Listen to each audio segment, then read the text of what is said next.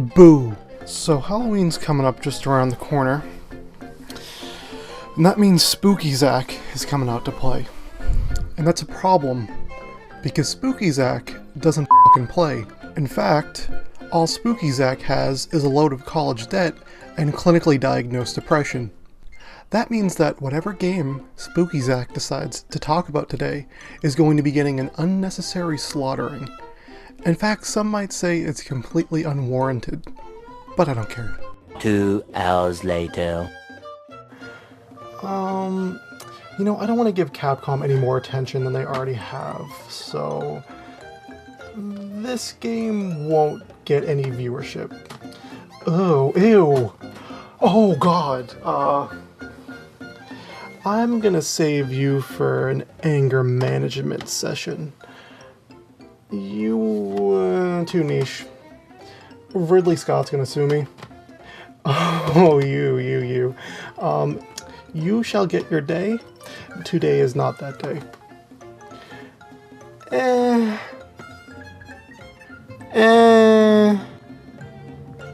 Nah. Ooh, perfect. Actually perfect. I have such a bone to pick with this game. You have no idea. Alright.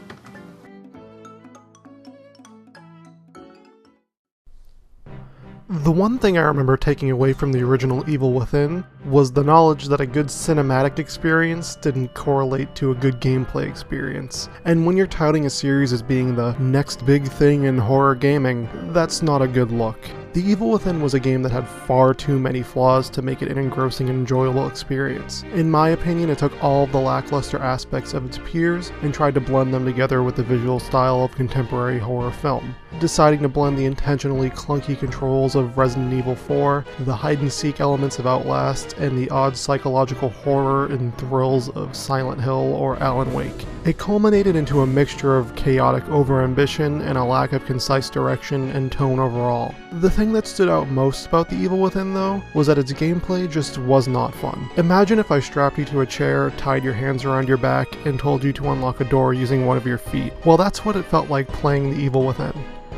Okay, maybe I'm being a little hyperbolic, but the constant battle I had with the controls in that game were pure frustration. Not only was the game's camera angle so low to the ground that it was difficult to see a lot of the things in front of me, the game also had one of the stiffest aiming controls I've ever experienced in a modern third-person shooter, and the stupid letterboxing around the screen didn't help either. Seriously though, whoever thinks letterboxing is a good idea in video games should honestly just be fired from their— oh, wait. And yes, before you ask, I'm aware that a year after the game came out, they patched in an update that let you remove letterboxing from the game, but f*** you. For the sake of this argument and validating my own opinion, I'm just gonna ignore that. We're just gonna pretend like it doesn't exist, okay? The black bars on both edges of the screen, despite acting as a way to make the experience feel more cinematic, only serve to reduce the player's field of view, hindering the gameplay experience. And that's the main takeaway from this. The Evil Within sacrificed playability for artistry. The biggest argument I've heard in defense of this is that it was intentional, that the limited field of view and clunky controls were meant to add to the survival horror elements of the game. It was said that by struggling with the controls, it was a deliberate way for you to be afraid of your surroundings, adding an entirely new dynamic to adapt to. My response? Cool, but that doesn't make it fun. The Evil Within 2, though, is an entirely different story, only it's not. It's not at all. The game, despite doing several things better than its predecessor, still suffers from bad camera angles and stiff controls, but the letterboxing is gone, thank God. The aiming dead zones are too tight, making precision shooting difficult, the camera moves at a snail's pace, it's impossible to see behind your character, allowing for unfair pot shots from the enemies, and the camera ending below the main character's waist is inherently awkward placement that makes it difficult to see anything below you. The Evil Within 2's controls and camera are something that truly ruins a game that I feel could have been amazing without it. The most aggravating thing though is that all of these elements are placed in the game by design.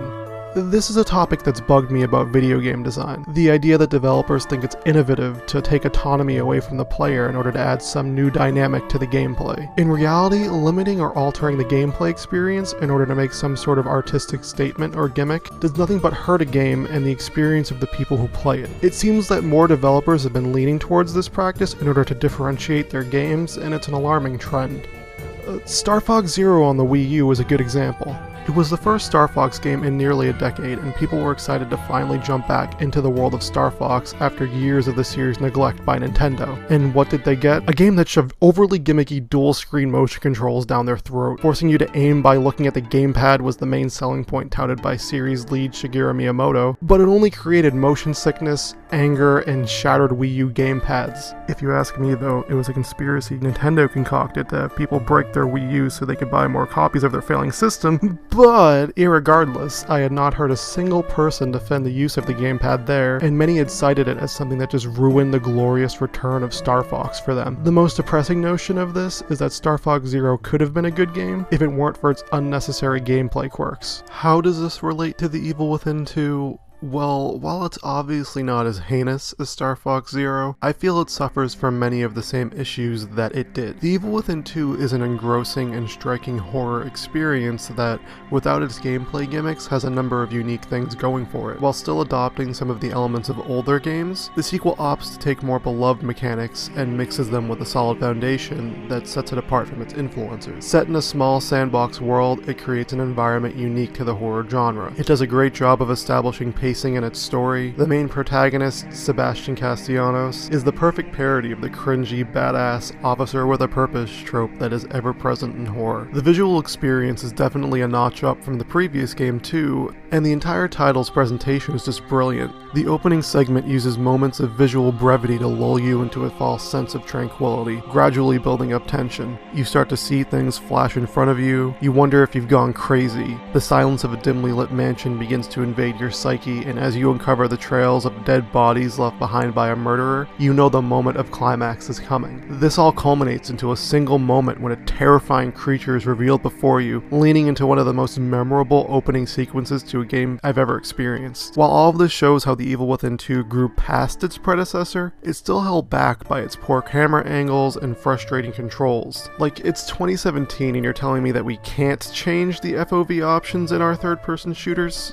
Come on, Bethesda. The game's combat just feels outright sloppy. Why is it that when the weapon sight is aimed down, the game decides to do an unnecessary extreme close-up of the enemies? Why is the melee knife virtually useless? Why are stealth kills nearly impossible until you max out the stealth skill tree? There's no need for crutches like these that just hinder a player's ability to interact with the game. It just creates a disconnect between them and the things that they appreciate in it. While the game creates a solid foundation to be built on, the gameplay itself is a house of cards. Sure, the game's clunky controls can be easily adapted to if you play it for long enough, but struggling with the main way that you interact with the game shouldn't be part of its experience for the first few hours. Gameplay should be the most fluid and intuitive thing in a video game. If a game doesn't feel natural at first touch, then that aspect of its design has failed. It's failed as an interactive experience, and by extension, it's failed as a video game. The only thing that the gameplay gimmicks show is that a game isn't inherently interesting enough to stand on its own 2 feet without them. There are so many things that I love about The Evil Within 2. It's a creepy, tense, and sometimes an outright terrifying game, but at the end of the day,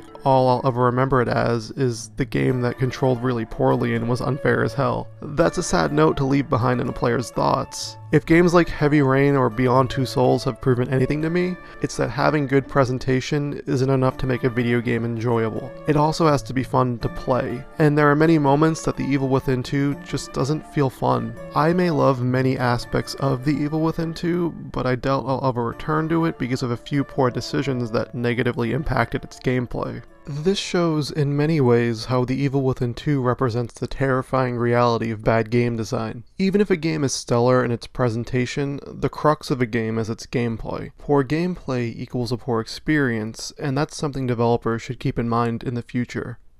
Now, I know what you might be asking yourself. Zach, are you this much of an asshole in real life? Yeah, pretty much.